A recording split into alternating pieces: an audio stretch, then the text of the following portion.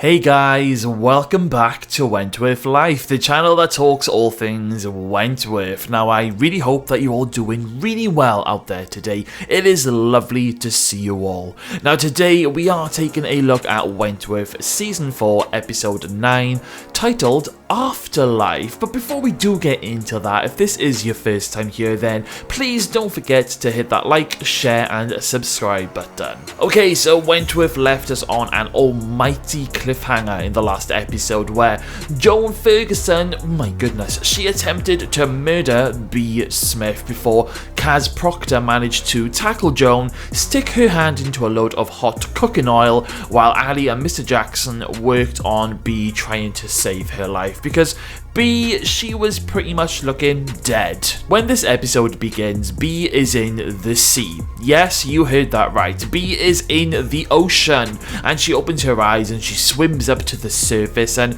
oh god, she ends up seeing her deceased daughter, Debbie, on the beach waving out for her mum, which is just absolutely beautiful.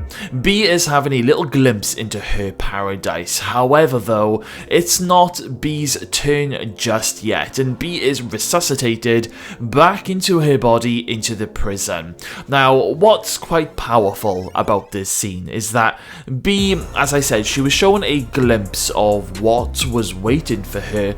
However, B still has unfinished business, and we all know what, unfinished business that is going to be as, season 4 progresses. But B, she ends up surviving, but she's not in good shape. We, the viewers, and of course Ali, we all know that B has been self-harming herself for some time now, but this latest stunt by Joan has really knocked B all over the place. Now, first things first, I am so happy that B survived this horrible ordeal, and I am also even happier that Joan has finally been unmasked to Kaz and the Red Right Hand girls.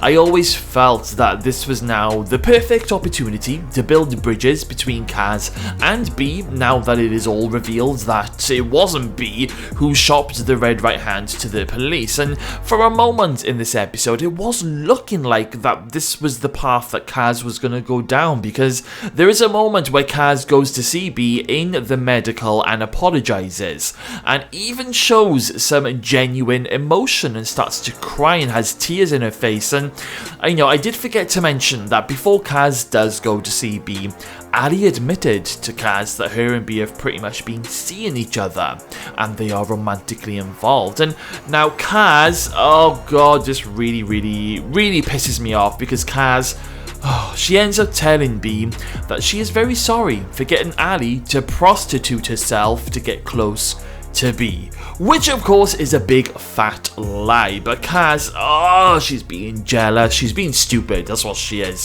She decides to do this unthinkable act, and it's probably one of the biggest Kaz moments that really pisses me off. It is the worst thing I think I hate about Kaz in her whole sort of story arc across Wentworth. Like, how dare she do this? Oh, it's really not a good moment for Kaz as a character. Kaz does get a really good slap from Ali, because when Ali finds out what Kaz has done, oh wow, Ali loses her shit and she proper lays in to Kaz, which I just love. It's a great moment where we really see that, for the first time, that Ali really can fight. If she needs to, she can give a good slap and a few good punches. However, this isn't really a very good episode for Ali as a whole, because after, B tells Doreen what happened, Boomer tackles Ali in the shower block and pins her up against the wall because she thinks that Ali and Kaz were working with Joan to try and get rid of B. But Liz manages to calm the situation down. She tells Boomer to wait until B gets back, and we can just go on her orders. Now Ali, she does try talking to B when B is brought back to General, but B literally turns her back on Ali. So with Ali falling out with Kaz and the Red Right Hand, and the rest of the prison thinking that she was involved in trying to kill B, and even B believing the story, Ali is pretty much alone and in a dark place, and it sends Ali back down a very dark path.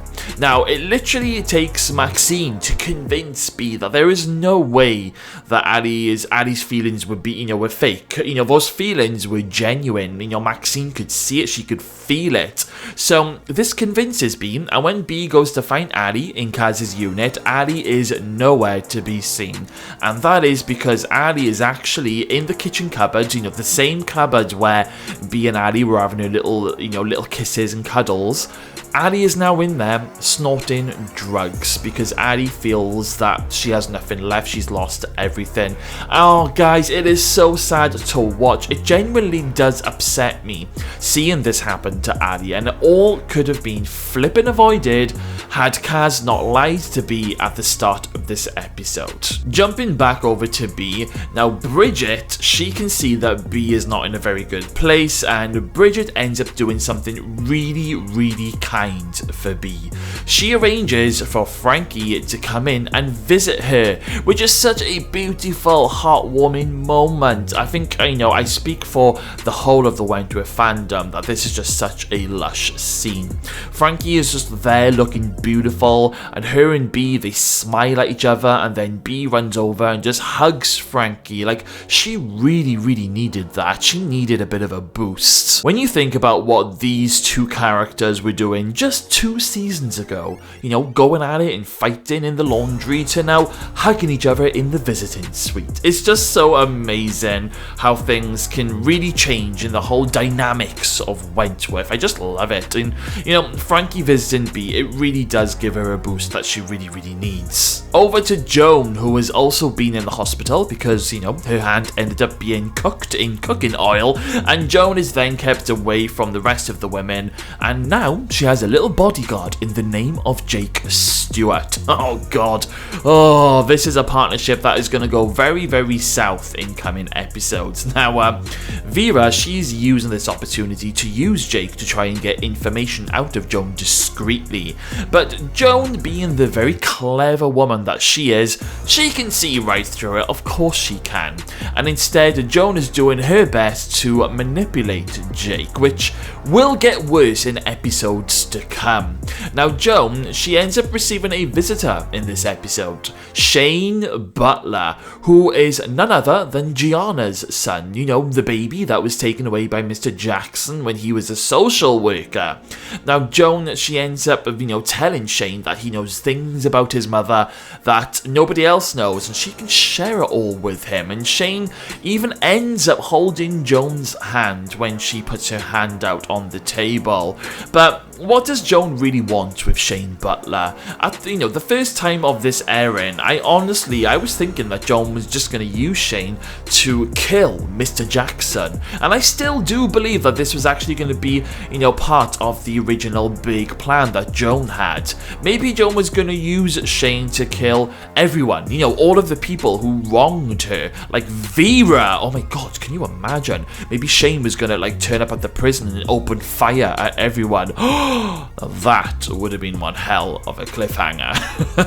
Anyway, B ends up ringing Frankie to find out, what she knows or what she can find out about Shane Butler, and to try and find out what Joan is really up to. And this is where we get a glimpse of Frankie in her workplace, and she's looking bloody fantastic. Like, she's really doing well for herself since the last time we saw her, which was way back in episode 2. Now, Mr. Jackson and Kaz's feud intensifies in this episode. Now, if Will in the last episode, he did a decent thing for Kaz. He played her the recording, of Joan shopping her to the police. Now, Will ends up thinking, now that he's done this, he now has Kaz's trust, but Kaz is still very sour on Will. Nothing has changed, and she still thinks that he is a wrong un, and this really pisses Will off. Like, what more can this guy do? And he ends up taking Kaz, or dragging Kaz, into the boiler room to chat with her and plead with her that he is a good guy. He just wants the best for the women. He wants Joan to spend the rest of her life in prison, but Kaz, she still isn't buying any of it. It's not her problem, it's not her issue, and one of Kaz's crew members, I never remember the name of this crew member, but she ends up hitting Will from behind and knocks him out onto the ground. When Will wakes up, he is tied up to a pole on the ground with his shirt ripped open with the letters RRH painted on his beautiful looking chest, which of course stands for the red right hand. Now Kaz, she ends up whipping out her mobile phone and she records, Will on the ground, gagged, and, his chest and everything, telling him that if he goes anywhere near her again, that she will post this video online and his career will be over. Kaz and Will's feud really annoys me because they both want the same thing. They want the best for the women, but they just keep locking horns, and it's really frustrating to watch as a viewer. At least it's really frustrating for me. However, seeing Will tied up with his chest out isn't necessarily a bad thing to see. Anyway, Will is saved by Jake, who manages to cover for Will, but what will be the next thing that happens, especially with this mobile phone recording doing the rounds? My goodness, it is all happening and I flipping love it. Despite all of this drama doing the rounds, there are some really nice heartwarming moments, especially when Maxine returns to the prison and all of the women are, they're just so happy to see her. I'm flipping happy to see her. Also, Maxine offers Boomer her spoof, in other words, sperm, to try for a baby, which of course they have talked about. I think it was towards the end of season 3 it first came up in conversation, and of course this is just everything that Boomer wants, and we have some really good scenes coming up with this storyline. Now, the storyline of Sonia and Liz is plodding away nicely in this episode. Liz tries to get Sonia to really open up, telling Sonia a lie about the time when Liz killed her mother-in-law with the tractor. Now, we've all seen the flashbacks, and it was indeed an accident, a very horrible tragedy, but Liz tells Sonia that it was actually deliberate. She was so pissed off, she lost her head and she ran down her mother, I think it was her mother-in-law, and she squashed her with the tractor. Liz, hopes that sharing this lie with Sonia will get Sonia to talk about her missing friend Helen, who is believed to be dead, but it doesn't, because Sonia, she goes to and asks the other women about it, and the women tell Sonia the truth that it was indeed an accident, it wasn't done deliberately, and this ends up airing a little bit of suspicion towards Liz. This was, oh god, when this was first airing, it was just so interesting because we, the viewer, didn't even know if Sonia was even a murderer at this stage. There wasn't even a body that had been found. I mean, don't get me wrong, we all know now that Sonia is batshit crazy, but we didn't know that at the time, and the whole mystery surrounding this storyline was just fabulous. There is so much going on in every episode, it's just flipping amazing. Another great episode this week, guys. I think my favourite moment has to be the meeting between